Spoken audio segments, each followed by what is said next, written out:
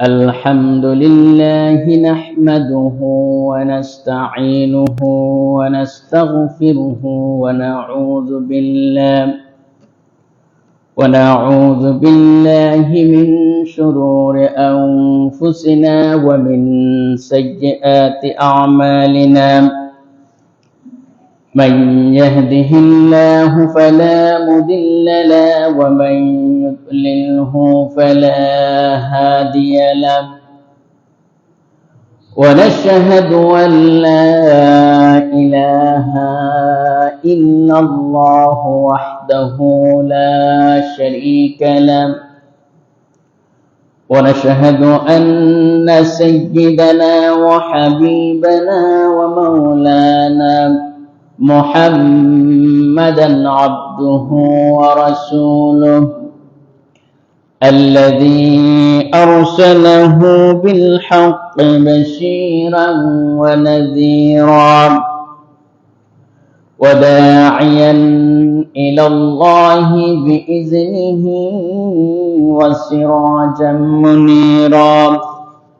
فقد قال الله تعالى في كلامه المجيد وفرقانه الحميد: أعوذ بالله من الشيطان الرجيم. بسم الله الرحمن الرحيم. إن الله وملائكته يصلون على النبي يا أيها الذين آمنوا صلوا عليه وسلموا تسليما. اللهم صل على سيدنا مولانا محمد وعلى آل سيدنا مولانا محمد. উড়িয়া যাওরে বাংলার হাওয়া, উড়িয়া যাওরে মদিনায়, মোদের সালাম পৌঁছাই দিও দয়াল নবীজির পাক রোজায়। আল্লাহুম্মা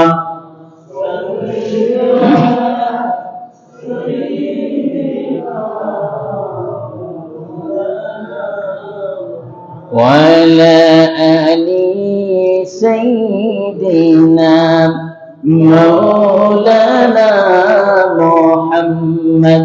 بلغ العلا بكماله كشف الدجى بجماله حسنت جميع خصاله. صلوا عليه सूरत यूसुफ बेदारी हिकमत लुक़मान मां क़ारी कुरआन बारी ऐ दिले शाद मान मां बलगल उला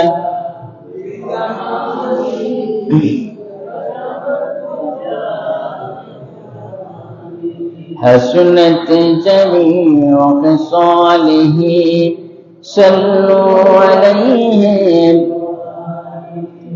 ऐबाद सबाले जा सलम शाही मदीना रहता है मेरे दिल में तमन्नाए मदीना। बलगल उला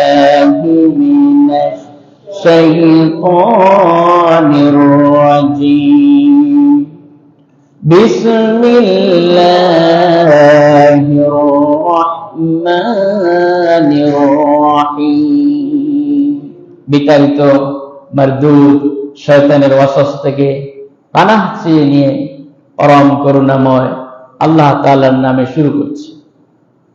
ইযা যুলজিলাতিল আরদু জিলজালাহা ওয়া আখরাজাতিল আরদু আসকালাহা ওয়া ক্বালাল ইনসানু মা লাহা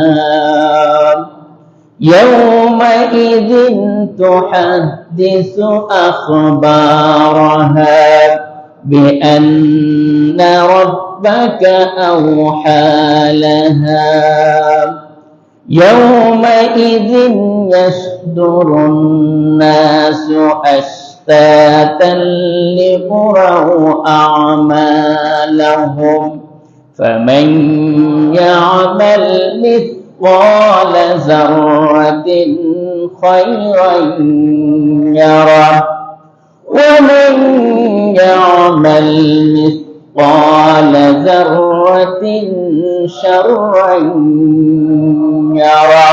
সবাই বলি আল্লাহু আকবার। এই যে তিলাওয়াত করলাম, প্রত্যেকটি হরফে হরফে 10 করে নেকি আমাদের আমলনামায় আল্লাহ পাকের রহমতের ফেরেশতারা লিখেছেন। বলি আলহামদুলিল্লাহ। এই সূরাটি সূরা আয-জিলজাল, এর মধ্যে আয়াত সংখ্যা হচ্ছে 8টি। আয়াত কয়টি? সবাই বলুন আয়াত কয়টি? 8টি। রুকু হচ্ছে 1টি। রুকু কয়টি? 1টি।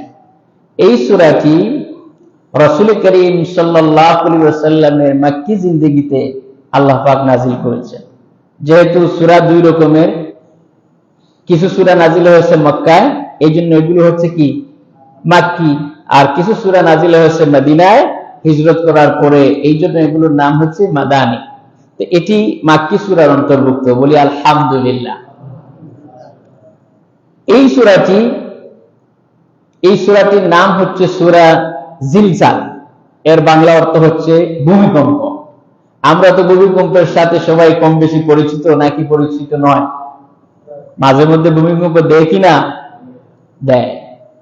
আল্লাহ পাকের জন্য দেয় বলেই ভূমিকম্পের সূরা নাজিল করেছেন, জানিয়ে দিয়েছেন তার রাসূলকে আজ থেকে 1400 বছর আগে। বলি আলহামদুলিল্লাহ। এটা ভূমিকম্পের সূরা, আর্থকোয়েক যাকে ইংরেজিতে বলে। এই সূরাটি নাজিল করলেন, আর আমরা তো কম বেশি ভূমিকম্পের সাথে পরিচিত। এই তো কয়েকদিন আগেও ভূমিকম্প হয়েছে, কিন্তু এই ভূমিকম্পটি দুনিয়ার ভূমিকম্পের মতো নয়। এটা কি দুনিয়ার ভূমিকম্পের মতো? দুনিয়াতে ভূমিকম্প যেটা দিয়ে মাপা হয়, সেই যন্ত্রের নাম হচ্ছে সিসমোগ্রাফ। সেই যন্ত্রের নাম কি? সিসমোগ্রাফ। এবং এই সিসমোগ্রাফ দিয়া তারা মাপে। আর রিক্টার স্কেল আছে, যেটা 1 থেকে শুরু করে 10টি সংখ্যা থাকে, এটা দিয়ে তারা রিক্টার স্কেল দিয়ে তারা এটার পরিমাপ করে যখন ভূমিকম্প হয়। তো 1 থেকে 5 পর্যন্ত আমরা যখন ভূমিকম্প দেয়, যখন রেডিও এবং টিভিতে দেখায়, 1 থেকে 5 পর্যন্ত হচ্ছে মাঝারি ধরনের ভূমিকম্প। কি ধরনের? মাঝারি ধরনের। 6 থেকে 7 পর্যন্ত হচ্ছে তীব্র ধরনের ভূমিকম্প। আর 8 থেকে 9 পর্যন্ত, 10 পর্যন্ত হচ্ছে ভয়ঙ্কর ভূমিকম্প।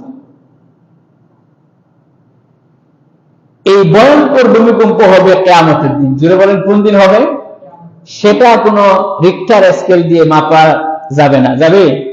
সেই ধরনের স্কেল বা পরিমাপের কোন ধরনের পরিমাপযোগ্য কোন যন্ত্র থাকবে না, যেটা দিয়ে কিয়ামতের দিন এই জিলজালটা মাপতে পারে। বলি সুবহানাল্লাহ।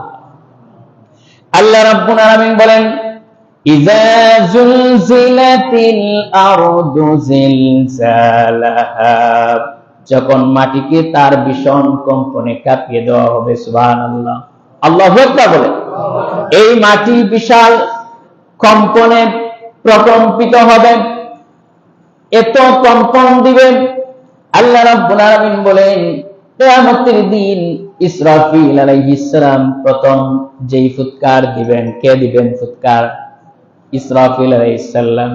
এখন পর্যন্ত তিনি তার সিংহা মুখের কাছে নিয়ে বসে আছেন, কখন আল্লাহ পাক তাকে অর্ডার করে, কখন অর্ডার করবেন আর এই জিলজালটা শুরু হবে। সুবহানাল্লাহ। আল্লাহ রাব্বুল আলামিন যখন হযরত ইসরাফিল আলাইহিস সালাম কি অর্ডার করবেন, তখন শুরু হবে ইযা যুলজিলাতিল আরদু জিলজালাহা। জমিনকে প্রকম্পিত করা হবে, জিলজাল করা হবে। আল্লাহ রাব্বুল আলামিন সূরা হাজের 1 থেকে নিয়ে 2 নম্বর আয়াতের ভিতরে এই আয়াতের তাফসীর করতেছেন। বলেন সুবহানাল্লাহ। কোরআনের এক আয়াতের তাফসীর আর এক আয়াত। আল্লাহ পাক বলেন এই জিলজালটা কি শুনুন। ইয়া আইয়ুহান নাসু তাকু রাব্বাকুম ইন্না জালজালাতাস সাআতি শাইউন আযীম। আল্লাহু আকবার। হে মানব সকল, গোটা পৃথিবীর সমস্ত মানুষদেরকে আল্লাহ পাক অ্যাড্রেস করতেছেন, এখানে শুধু মুমিনদেরকে বলতেছেন না, কারণ ভূমিকম্প আসলে সকলের একই দশা হবে, ঠিক কিনা? এই জন্য আল্লাহ রাব্বুল আলামিন বলেন হে মানব মণ্ডলী, হে পৃথিবীর মানব সকল, ইত্তাকু রাব্বাকুম, ভয় করো তোমাদের রবকে। কাকে?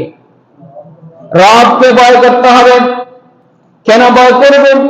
ইন্না জালজালাতাস সাআতি শাইউন আযীম। যেদিন আযীম, আনমিজারেবল, অপরিমাপযোগ্য ভয়ঙ্কর ভূমিকম্প হবে। বলি সুবহানাল্লাহ। সেই দিনটাকে ভয় করো। সুবহানাল্লাহ, সুবহানাল্লাহ। সেই দিন কি হবে আল্লাহ নিজেই তাফসীর করতেছেন। এই যে জিলজাল, এটার তাফসীর আল্লাহ নিজে করতেছেন। সুবহানাল্লাহ। আল্লাহ রাব্বুল আলামিন বলেন শোনো কি হবে সেই দিন, এই জালজালাটা কিভাবে তৈরি হবে, আর ওই দিন মানুষের অবস্থা কি হবে শোনো। ইয়াউমা তারাউনাহা তাযহালু কুল্লু মুরদিআতিন আম্মা আরদাআত। সুবহানাল্লাহ। ওই কঠিন কিয়ামতের দিন স্তন্যপায়িনী মা স্তন্যপান করার সময় যখনই জালজালা সৃষ্টি হবে, ভূকম্পন সৃষ্টি হবে, তখন তার কলিজার টুকরা সন্তানকে স্তন্যপান করার সময় স্তন্যপান করা ভুলে যাবে। সুবহানাল্লাহ। তার সন্তানকে দুধ পান করাচ্ছে, এই অবস্থায় কম্পন শুরু হবে। যে যে অবস্থা আছে কেউ কারো হুঁশ থাকবে না, এই অবস্থা শুরু হবে। আর তার নিজের সন্তানকে ফেলে দৌড় দিবে। আপনারা যারা এখানে 71 সালে ছিলেন, তখন যখন শোনা হয়েছে যে পাঞ্জাবি আসতেছে, মিলিটারি আসতেছে, পাকিস্তানি মিলিটারি আসতেছে, তখন কি আপনার হুঁশ জায়গায় ছিল? দৌড় দিচ্ছেন খাতা বালিশ রেখে, কেউ তার সন্তানকে রেখে বালিশ নিয়ে দৌড় দিচ্ছে। এরকম হয়েছে কিনা? আর কিয়ামতের ওই দিন তো আর পাকিস্তানি মিলিটারি না, ওই দিন কিয়ামতের অবস্থা হবে। সুবহানাল্লাহ। আল্লাহ রাব্বুল আলামিন বলেন কি হবে? স্তন্যপায়িনী মা তার দুধের সন্তান কি ভুলে যাবে। আল্লাহ পাক আরো বলছেন শুনো, ওয়াতাদাউ কুল্লু যাতি হামলিন হামলাহা। আর পেটের ভিতরে যেই মায়ের সন্তান গর্ভে থাকবে 8 মাস, 9 মাস, 10 মাসের সন্তান পেটের ভিতরে, এমনকি এইমাত্র একটি ব্রণ তৈরি হয়েছে, গোশতের টুকরা তৈরি হয়েছে, যেই মায়ের পেটের ভিতরে সন্তান এই 1 মাস থেকে শুরু করে 10 মাসের সন্তান, এই ভূমিকম্প জালজিলজালা শুরু হওয়ার সাথে সাথে ওই মায়ের পেটের ভিতর থেকে তার সন্তানটা ভূমিষ্ঠ হয়ে যাবে। আল্লাহু আকবার। চিন্তা করেন, সন্তান ভূমিষ্ঠ হয়ে যাবে, এত বড় জিলজাল শুরু হবে।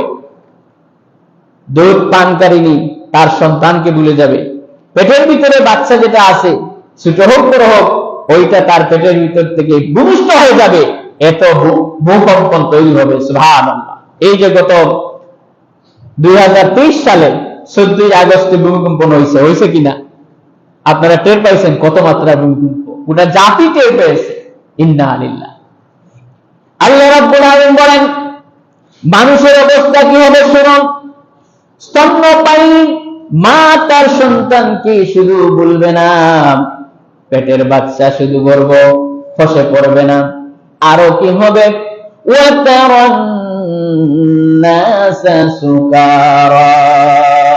মানুষগুলোকে মনে হবে পাগলের মতো, নেশাগ্রস্ত। মানুষ দৌড়াতে থাকবেন নেশাগ্রস্তের মতো, পাগলের মতো। আপনার আমার যদি কোনো বিপদ হয়, তখন কি আমরা হুশে থাকি না বেহুশে থাকি? বলেন। আপনার সন্তান অ্যাক্সিডেন্ট হয়েছে, বাড়ি থেকে বের হবেন, কাপড় আছে কি না, দৌড় দিবেন, ঠিক কিনা? স্ত্রী পুত্র পরিবারের মা বাপের যদি কারো বিপদ সংকেত আসে, আমরা দৌড় দেই। সিকা গেঞ্জি আছে অথবা কোন গেঞ্জি আমার পরনে আছে সেটা আমরা চিন্তা করি কি করি না? দৌড় দিতে থাকি। আর কিয়ামতের দিন কি অবস্থা হবে? মানুষগুলো হবে পাগলের মতো নেশাগ্রস্ত, মনে হবে নেশাগ্রস্ত, কিন্তু আল্লাহ বলতেছেন এরা নেশাগ্রস্ত।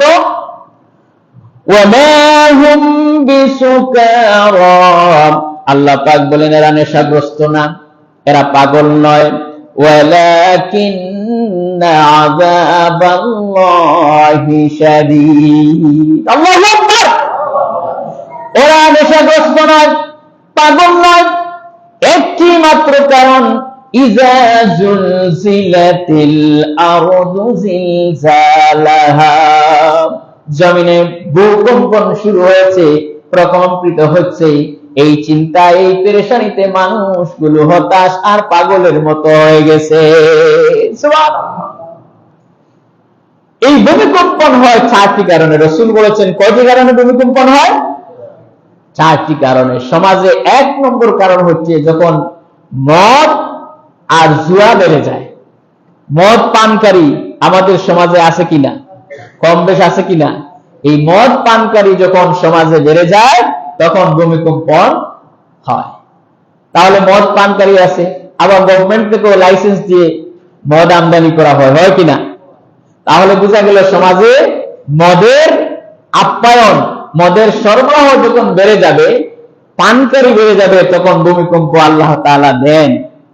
2 নম্বরের কারণ হচ্ছে নবীজি বলেছেন যখন সমাজে জিনা ব্যভিচার বেড়ে যায় তখন ভূমিকম্পন হয়। এখন বলেন তো আমাদের সমাজে জিনা ব্যভিচার বাড়ছে না কমছে? প্রতি মুহূর্তে পরকীয়া, এই সেই, নাউজুবিল্লাহ, কত কিছু মানুষেরা কি কাজগুলো করে, নাউজুবিল্লাহ। তাহলে এই কারণে ভূমিকম্পন হয়। 3 নম্বরের কারণ হচ্ছে রাসূল বলেছেন যখন নাচ গান, উল্টাপাল্টা নাচানাচি, এইগুলা যখন বেড়ে যায় তখন ভূমিকম্পনের কারণ হয়। আল্লাহ পাক ভূমিকম্পন দেয়। এখন বলেন তো নাচ গান আছে কিনা?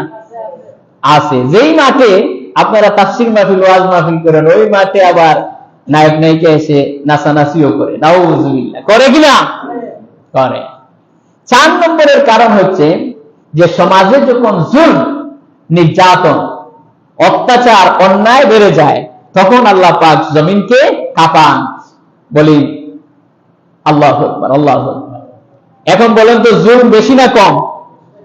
আমাদের সমাজে নির্যাতন, জুলুম বেশি না কম?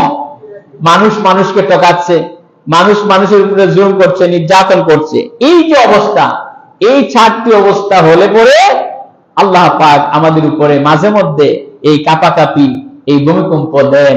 আল্লাহ তাআলা আমাদেরকে হেফাজত করেন, বলেন আমিন। হযরত ওমর রাদিয়াল্লাহু তাআলা আনহুর সময়ে একবার মদিনায় ভূমিকম্প হল। তখন হযরত ওমর, তিনি তো খলিফা, তিনি দেশের সবাইকে ডেকে বললেন যে এই মদিনায় এখন এই যে জুলুম, নির্যাতন এবং জিনা ব্যভিচার এবং খারাপ কাজগুলো বেড়ে গেছে, এই জন্য এই মদিনায় ভূমিকম্প হচ্ছে। আজ থেকে আমাদেরকে সতর্ক হতে হবে এবং আল্লাহর কাছে আমাদেরকে তওবা করতে হবে। তিনি সতর্ক করেছিলেন গোটা জাতিকে। আমরাও যেন এই কাজগুলো থেকে বিরত থাকি, বলেন আমিন। আমার বন্ধুগণ, এই ভূমিকম্প শুরু হবে। আল্লাহ রাব্বুল আলামিন কোরআনে কারীমের ভিতরে সূরা তাকবীরের 1 থেকে 6 নম্বর আয়াতে বলছেন কিভাবে জিলজাল শুরু হবে শুনো। ইযা জুলজিলাতিল আরদু জিলজালাহা, কিভাবে ইজালাহা শুরু হবে, জিলজাল শুরু হবে শুনো। ইযা শামসু কুওয়িরাত ওয়া ইযান নুজুমুন কাদারাত ওয়া ইযাল জিবালু সুজ্জিরাত ওয়া ইযাল বিহারু সুজ্জিরাত, যখন সূর্যকে গুটিয়ে আনা হবে, সূর্যকে বিনাশ করা হবে। সুবহানাল্লাহ। ওয়া ইযান নুজুমুন কাদারাত, যখন নক্ষত্ররাজি বিক্ষিপ্ত হয়ে একটা আরেকটার উপরে পড়তে থাকবে। ওয়া ইযাল বিহারু সুজ্জিরাত ওয়া ইযাল জিবালু সুজ্জিরাত, যখন পর্বতমালাগুলোকে, পাহাড়গুলোকে যখন চলমান করা হবে। সুবহানাল্লাহ, সবাই আল্লাহু আকবার। ওয়া ইযাল বিহারু সুজ্জিরাত, যখন সমুদ্রগুলোকে বিক্ষুব্ধ এবং স্থিত করা হবে, সমুদ্র থাকবে না, পাহাড়গুলো তার নিজ জায়গায় থাকবে না, চাঁদ আর সূর্য সব খসে পড়বে। আল্লাহ রাব্বুল আলামিন বলেন ইযাস সামাউন ফাতারাত ওয়া ইযাল কাওয়াকিবুন তাসারাত ওয়া ইযাল বিহারু ফুজ্জিরাত ওয়া ইযাল কুবুর বুসিরাত। আল্লাহু আকবার বলেন, আল্লাহু আকবার। আল্লাহ রাব্বুল আলামিন বলেন ইযাস সামাউন ফাতারাত, যখন আকাশ বিদীর্ণ হবে, আসমানটা ফেটে পড়বে। ওয়া ইযাল কাওয়াকিবুন তাসারাত, আর যখন তারকাগুলো খসে পড়বে। ওয়া ইযাল বিহারু ফুজ্জিরাত, সমুদ্র মহাসমুদ্রগুলো, পানিগুলো উতলে পড়বে। সুবহানাল্লাহ। ওয়া ইযাল কুবুরু বুসিরাত, যখন কবরের ভিতরে যা আছে সব কিছু বের হয়ে আসবে। আল্লাহ পাক সূরা ইনশিকাকের ভিতরে বলছেন ইযাস সামাউন শাক্কাত ওয়া আযিনাত লিরাব্বিহা ওয়া হুক্কাত ওয়া ইযাল আরদু মুদ্দাত ওয়া আলকাত মা ফিহা ওয়া তাখাল্লাত ওয়া আযিনাত লিরাব্বিহা ওয়া হুক্কাত। আল্লাহু আকবার। আল্লাহ পাক বলেন ইযাস সামাউন শাক্কাত, আসমান যখন ধসে পড়বে। ওয়া ইওয়াজিনাত লিরাব্বিহা ওয়া হুক্কাত, কারণ এটা তার আল্লাহ অর্ডার করবেন। কে অর্ডার করবেন? কে অর্ডার করবেন? আল্লাহ অর্ডার করবেন। ওয়া ইযাল আরদু মুদ্দাত, আর পৃথিবী যখন বিস্তৃত করা হবে, অর্থাৎ পৃথিবীতে যা আছে সব শেষ হয়ে যাবে। ওয়া আলকাত মা ফিহা ওয়া তাখাল্লাত, যা তার ভিতরে আছে সবগুলো উদ্গীরণ করে দিবে। সুবহানাল্লাহ। ওয়াজিনাত লিরাব্বিহা ওয়া হুক্কাত, এইগুলো বের করার জন্য কে অর্ডার করেছেন বলেন? আল্লাহ অর্ডার করেছেন। শুধু তাই নয়, আল্লাহ পাক বলেন বান্দারে শুনো, আল্লাহ রাব্বুল আলামিন বলেন কাল্লা ইযা দুক্কাতিল আরদু দাক্কান দাক্কা, জমিন একটার সাথে আরেকটা ধাক্কা লেগে যাবে। এখন চিন্তা করেন, আমাদের এই বিশ্বের বুকে মহাদেশ আছে কয়টা? কয়টা জানেন না? 7টা। কয়টা? 7টি মহাদেশ। একটি মহাদেশ আরেকটা মহাদেশের সাথে টাস টাস করে ধাক্কা লাগবে, ধ্বংস হয়ে যাবে। সুবহানাল্লাহ। আল্লাহ পাক বলেন শুধু তাই নয়, আরো শুনো, ওয়া হুমিলাতিল আরদু ওয়াল জিবালু ফাদুক্কাতা দাক্কাতান ওয়াহিদা, আসমান এবং জমিন ধাক্কা লাগবে, পাহাড়গুলো একটার সাথে আরেকটা লাগবে, এমনকি পাহাড় আর জমিন ধাক্কা লাগতে লাগতে একটা আরেকটা ধ্বংস হয়ে যাবে। আল্লাহু আকবার। এখন চিন্তা করুন, এই যে আমেরিকার সবচেয়ে বিশাল পর্বতমালা হচ্ছে আলাস্কা পর্বত, কি পর্বতমালা, এটাও কিন্তু ধ্বংস হয়ে যাবে। যাবে কি না? যাবে। তারপরে ইউরোপের সবচেয়ে আল্পস পর্বতমালা, এটাও ধ্বংস হবে। আমাদের এশিয়ার ভিতরে আছে কি? মাউন্ট এভারেস্ট, এটা থাকবে কি থাকবে না? বলেন থাকবে? ইজা জুলজিলাতিল আরদু জিলজালাহা, যেদিন শুরু হবে সেদিন এইগুলা কিছুই থাকবে না।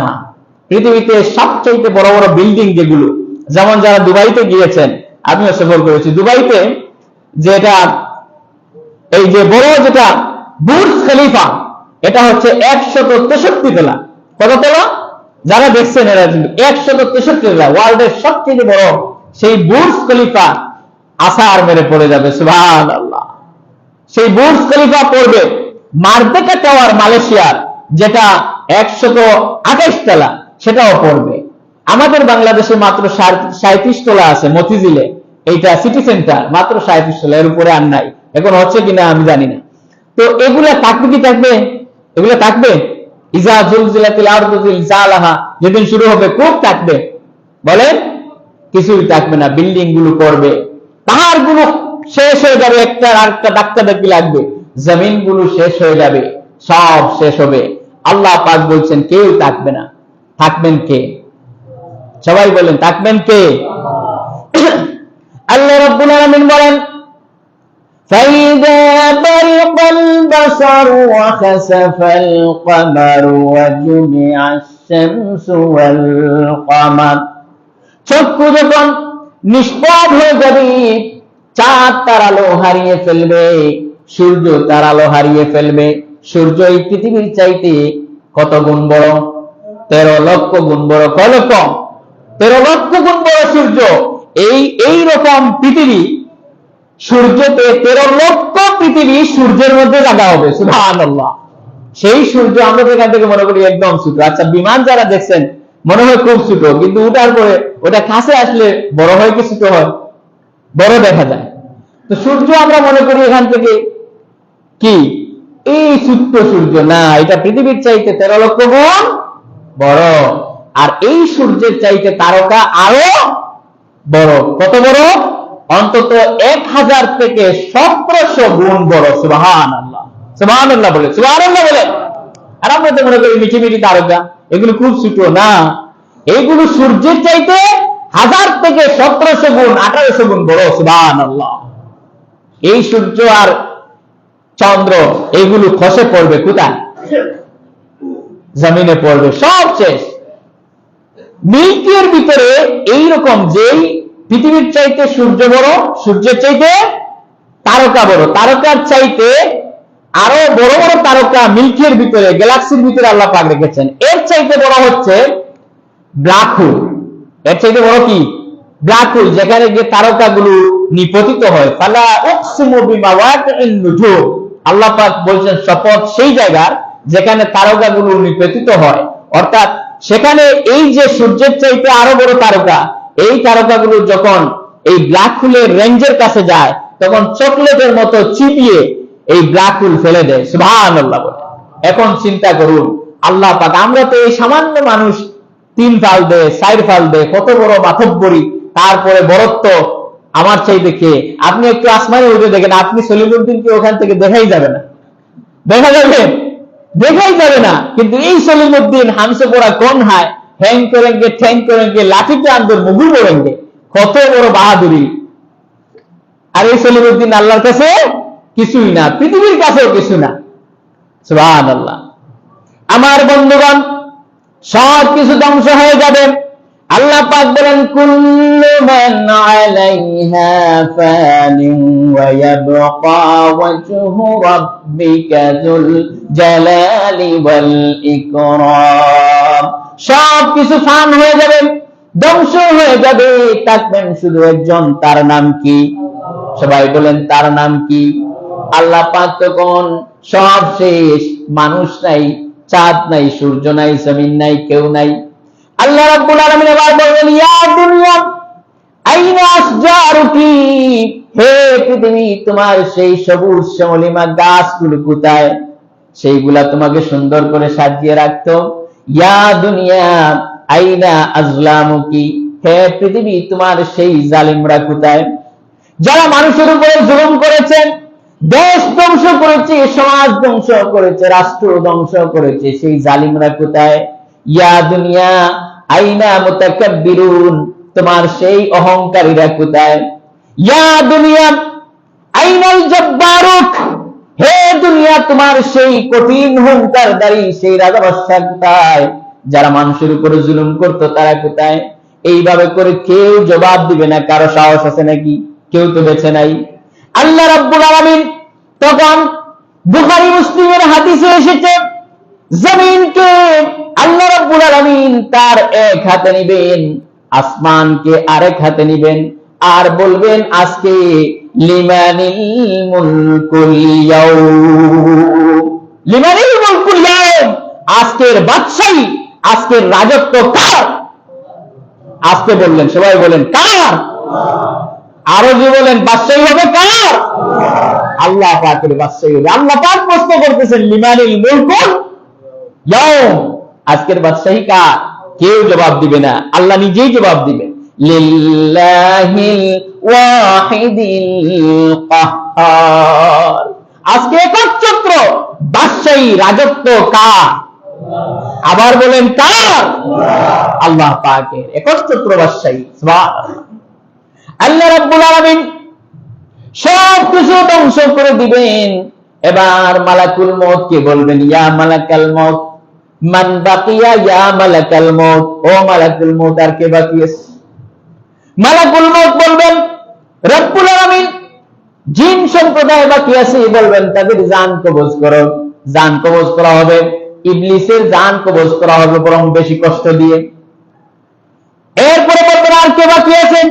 বলবে রব্বুল আলামিন ফেরেশতার মধ্যে সব ফেরেশতার জান কবজ করেছি, শুধুমাত্র এখন বাকি আছে ইসরাফিল, মিকাইল, জিবরাইল। ইসরাফিল, মিকাইল, জিবরাইল আর আমি আজরাইল। কয়জন হলো? কয়জন?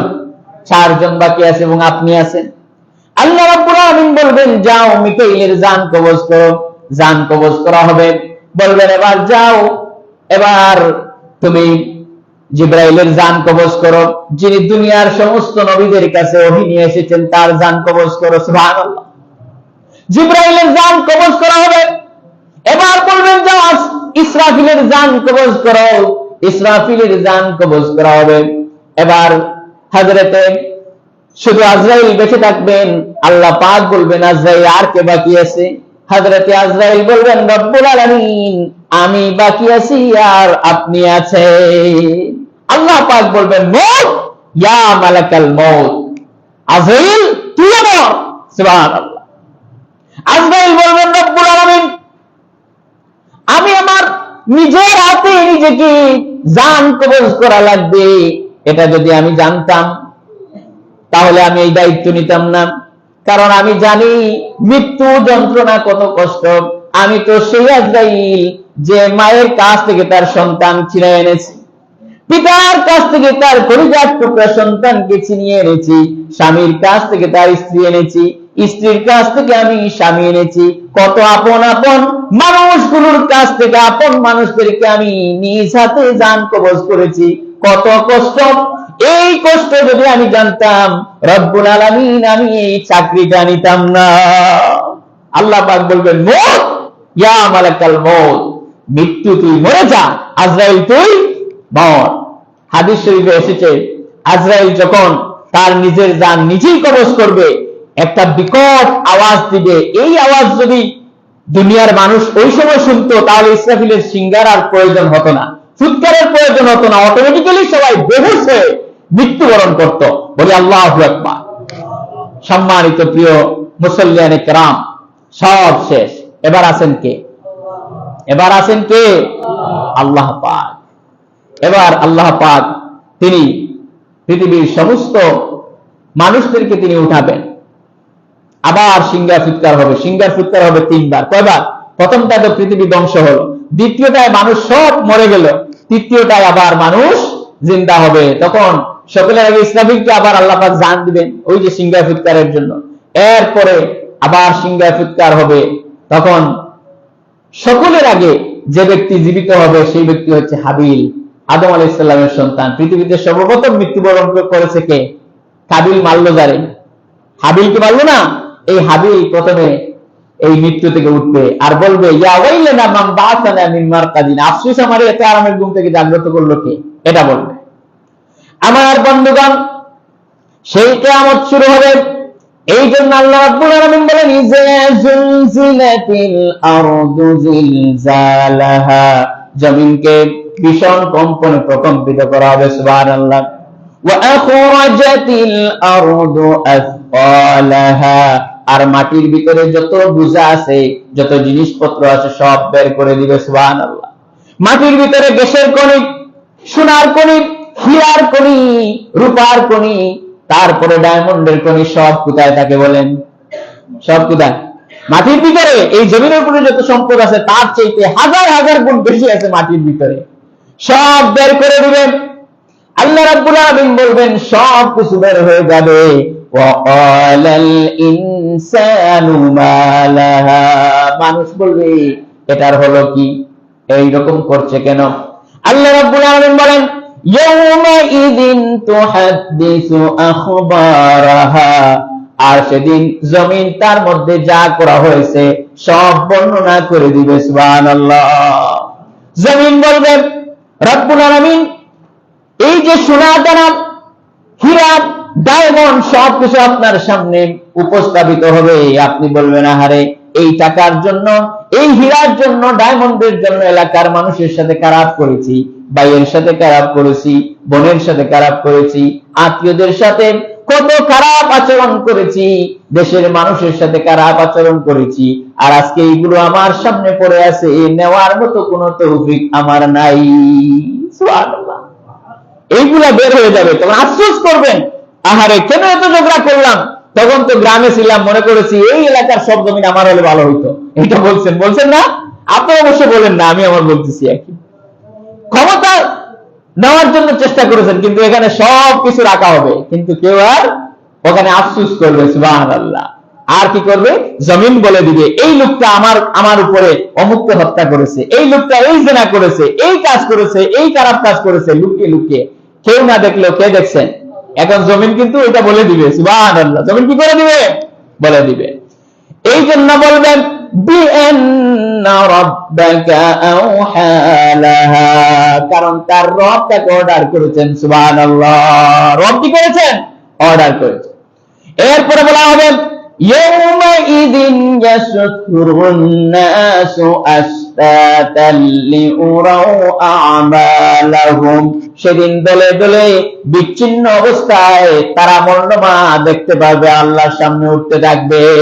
সুবহানাল্লাহ। সেই দিন দলে দলে এই এলাকার মানুষ তার সবাই একসাথে উঠবে, কিন্তু সেই দিন সব মানুষ তার আলাদা আলাদা পুত্র বংশ তাদের সাথে উঠতে থাকবে। এখন দুই ভাগ হবে। কয় ভাগ? এক ভাগ হচ্ছে মুমিন, আরেক ভাগ হচ্ছে কি? কাফির। আল্লাহ পাক পার্থক্য করে দিবেন। আল্লাহ পাক কে পার্থক্য করবেন? আল্লাহ পাক বলবেন মুমিন যারা তারা আলাদা হয়ে যাও, আর কাফির যারা তারা আলাদা হয়ে যাও। ওয়ামতাজুল ইয়াউমা আইয়ুহাল মুজরিমুন, যারা অপরাধী তারা আলাদা হয়ে যায়। সুবহানাল্লাহ। সেই কিয়ামতে যদি বলেন যে মুমিন যারা আলাদা হোক আর কাফির যারা আলাদা হোক, কত কষ্টের সেই দিন।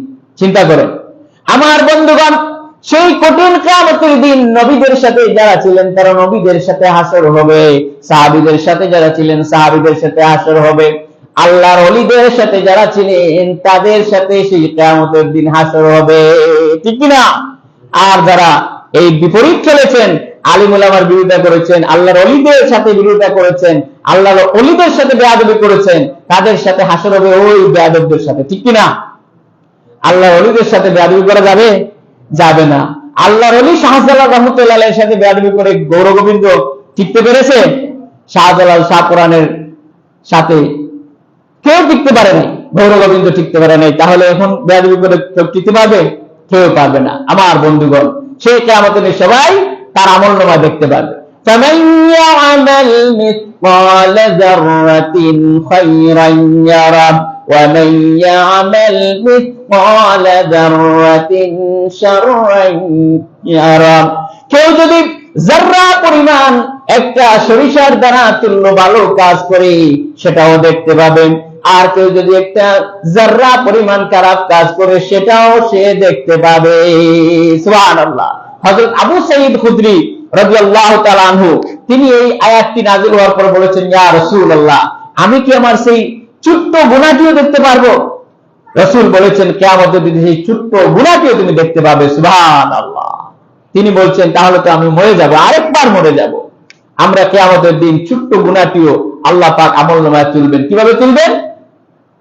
আল্লাহ রাব্বুল আলামিন বলেন, ওয়া কুল্লু ইনসানিন আলজামনাহু তায়িরাহু ফি উনুকিহি ওয়া নুখরিজু লাহু ইয়াওমাল কিয়ামাতি কিতাবান ইয়ালকাহু মানশুরা।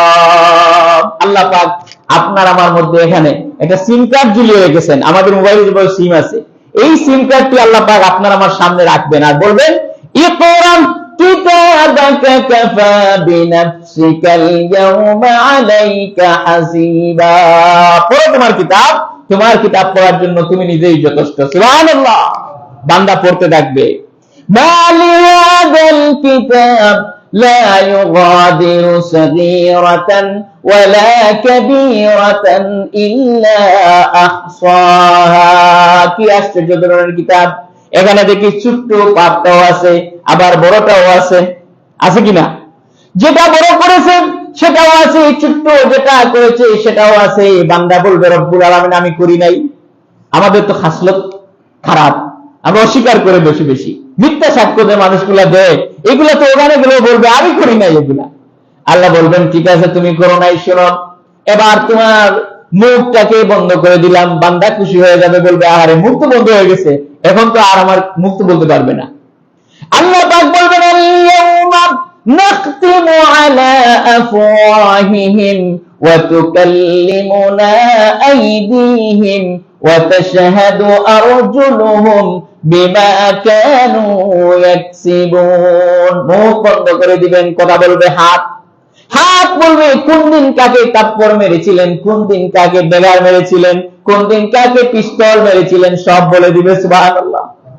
পা বলে দিবে, এই পা দিয়া হেঁটে হেঁটে কোন জায়গায় গানে গিয়েছো, কার ক্ষতি করেছো, সব বলে দিবে। শরীর সব আপনার এই পুরা শরীরটা সব অপকর্ম বলে দিবে। সুবহানাল্লাহ। হাত বলবে, পা বলবে, চক্ষু বলবে, সব বডি সাক্ষ্য দিবে। এখন বলবে, আহারে তুই আমার সাক্ষী দিলে, তোরে আমি কত বেসেলিং মারলাম শীতকালে, কত ফেরেল লাথি দিলাম, কত ফেল দিলাম, তুই আমার বিরুদ্ধে আবার এই সাক্ষীটা দিয়ে দিলে। বলবে আমি সাক্ষী দিই নাই, সাক্ষী দেওয়া আছেন কে? সবাই বলেন, দেওয়া আছেন কে? আল্লাহ পাক আমাদেরকে সেই অপকর্ম থেকে বাঁচার তৌফিক দেন, বলেন আমিন। ভালো ভালো নেক কাজ করবেন, তাহাজ্জুদ করবেন, আল্লাহ পাক এবং রাসূলের নির্দেশ মতো চলবেন। ইনশাআল্লাহ কিয়ামতের দিন হালকা সেই কঠিন কিয়ামতের দিন মিজানের পাল্লাও আল্লাহ পাক ভারী করে দিবেন। সুবহানাল্লাহ। মানুষের ক্ষতি না করে একটা মুস্কি হাসি দিয়ে কথা বলবেন, সেটাও সৎকার সওয়াব দিবে, পাল্লা ভারী হয়ে যাবে। সুবহানাল্লাহ। আল্লাহ পাক আমাদেরকে তৌফিক দেন, বলেন আমিন।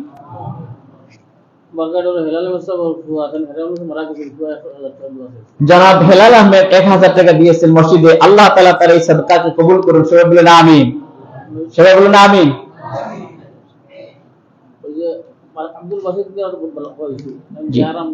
জনাব আব্দুল বাসিত সাহেব, আল্লাহ তাআলা তাকে সুস্থ করে দিন। সবাই বলেন আমিন। উনি সদকা করেছেন, আল্লাহ তাআলা সদকাকে কবুল করুন, বলেন আমিন। জনাব গৌস আহমেদ সাহেব, তিনি আল্লাহ পাকের রাস্তায় সদকা করেছেন, আল্লাহ এই সদকাকে কবুল করুন, বলেন আমিন। আল্লাহ তাআলা তার পরিবারবর্গকে রহম করুন এবং তার নেক যত আশা আছে সব কবুল করুন, বলেন আমিন। জি, জনাব সুলু আহমেদ, উনি ইন্তেকাল করেছেন, আল্লাহ তাআলা তার কবরকে জান্নাত বানিয়ে দিন, বলেন আমিন।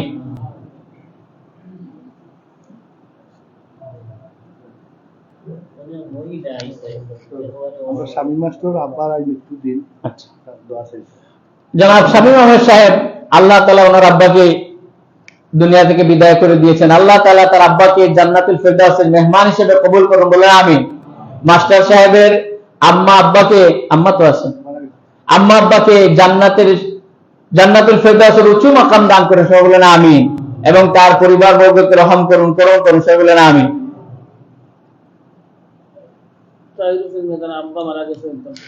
জনাব তাহির হোসেন সাহেব, উনার আব্বা ইন্তেকাল করেছেন, আব্বাকে জান্নাত নসিব করুন, বলেন আমিন। জি, আমার ছোট ভাই হারুন উমরা যেটা 3 তারিখ সকালে দোয়া আছে। আচ্ছা, আমাদের সেক্রেটারি সাহেবের ভাই ছোট ভাই হারুন সাহেব, উনি উমরাতে যাবেন, আল্লাহ তাআলা ওনার উমরাকে কবুল করুন, বলেন আমিন। এবং আমরাও দোয়া চাইবো আপনি আল্লাহ রসুলের কাছে আমাদের সালাম আল্লাহ রসুলের রোজায় আথারে পৌঁছে দিবেন এবং আমাদের সকলের জন্য আপনি দোয়া করবেন এবং আল্লাহ তাআলা আপনার এই উমরাকে কবুল করুন, যাতায়াতকে আসান করুন। সবাই বলেন আমিন। দোয়া করেন।